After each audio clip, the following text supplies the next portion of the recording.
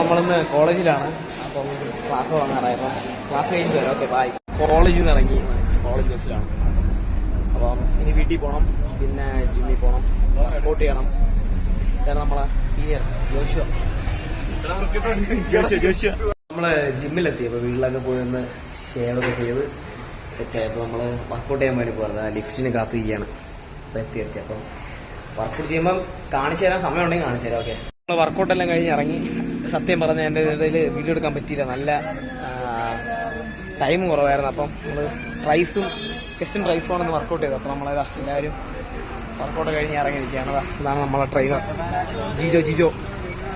അപ്പം വീട്ടിൽ എത്തിയിട്ട് നമ്മൾ ജിമ്മിൽ നിന്ന് ഇറങ്ങി.